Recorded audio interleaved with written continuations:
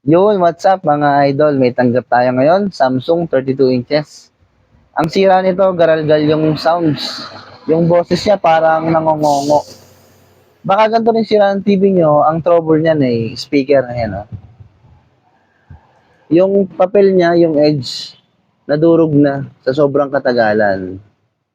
Yan, nagagato talaga yan eh.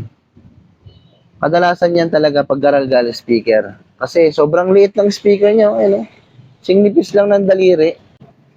At eto na nga, tapos na din natin siyang i-install.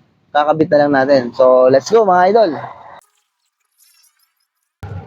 Testingin na natin mga idol. Lagyan natin ng audio video input para ma-testing natin. Yun, may sounds na. Lakasan natin konti.